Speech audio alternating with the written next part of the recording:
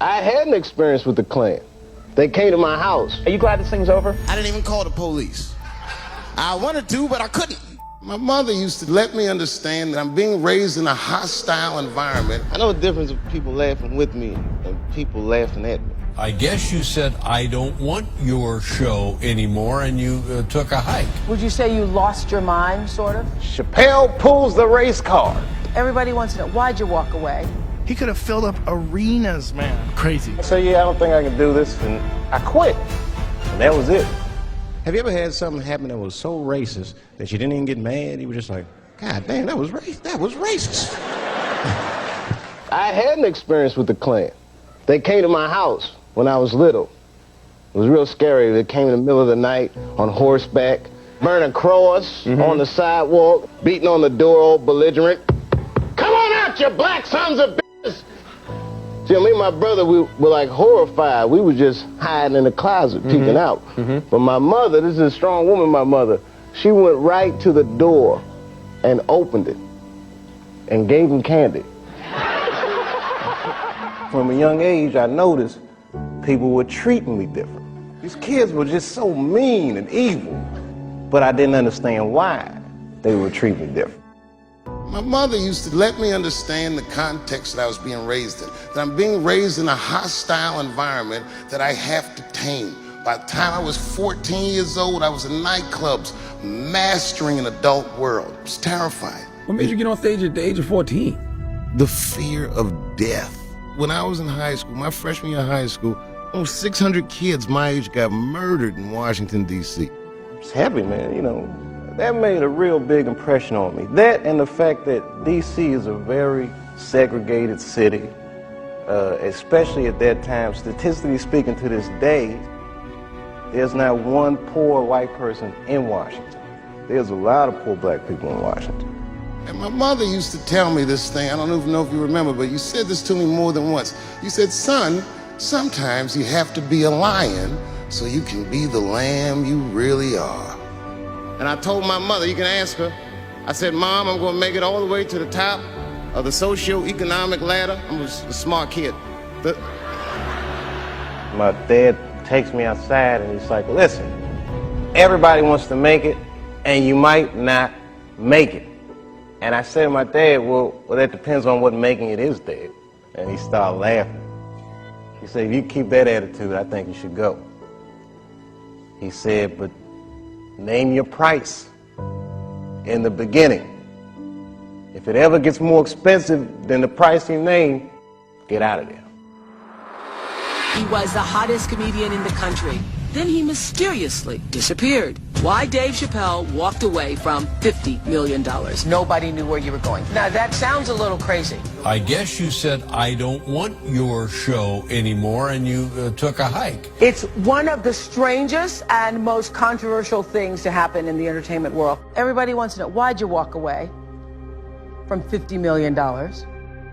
Would you say you lost your mind, sort of? I get a call on my cell phone from Hollywood. They're like, that pilot you did for Fox, it looks like they want to pick it up. And I went out and I sat with these people in this room. Yeah, Dave, we really like the show, but well, you know, we're thinking about the girl on the show. I think we should recast her, maybe. And they start using terms like universal appeal. Basically saying they want me to recast a girl with a white woman. I was doing sketches that were funny, but socially irresponsible. Like there's this one sketch we did that was about this pixie that would appear whenever racist things happens. Whenever someone make you feel like they calling you that N-word, but don't say it. But the pixie was in blackface because this was gonna be the visual personification of the N-word. But what I didn't consider is the way people use television is subjective.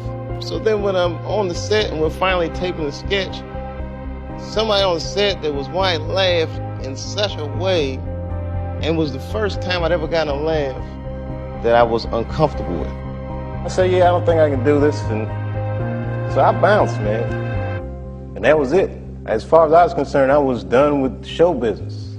That was an irreconcilable moment for me, that I was in this very successful place, but the emotional content of it didn't feel anything like what I imagined success should feel like. It just didn't feel right. My house got robbed in New York. I didn't even call the police. I wanted to, but I couldn't. My crib is too nice. It's not that it's too nice, but it's too nice for me. You know how the police are in New York. Soon as I open the door, they'll be like, oh, he's still here. Open and shut case, Johnson. Apparently, this black guy broke in and hung up pictures of his family everywhere. The hardest thing to do is to be true to yourself, especially when everybody's watching. This idea that what you do in your lifetime informs the generations that comes after you is something I keep thinking about, something that is so much bigger than just ourselves. I've been gone for a very long time. Surprise, it's me. Now he is back with a 3-part stand-up comedy special. We're living in a time where there's got to be a little more cultural sensitivity. And even a guy like me that's just writing jokes. This is a story that happened back in January of 2015 that involves Dave Chappelle. Dave Chappelle did an impromptu set, and he said a clearly privileged white girl shouts, "Life's hard, sorry about it," when he starts talking about police brutality. Joy Ellen Nicole came back and said, "I told her to leave," but Dave Chappelle said, "No, bring her back." But he didn't attack her, he didn't yell, he didn't make fun of her. He started educating the crowd on the history of black people and the police. And she said, "I'm sorry for what I said. Thank you for educating me. I was ignorant before, but I want you to know I learned from you tonight, and I won't say things like that anymore." This is a tough discussion, but it needs to be had. And people need to learn the lessons, and we need to listen to one another. It's a tough time for this country, man. You don't let anybody tell you you can't or to be afraid. It's okay to be afraid because you can't be brave or courageous without fear. The idea of being courageous is that even though you're scared, you just do the right thing anyway. Today we're going to show the world that nothing will get us down. No matter what's going on, no matter how tough these times get, we hold our heads up high because we know what we're about. You gotta take a stand.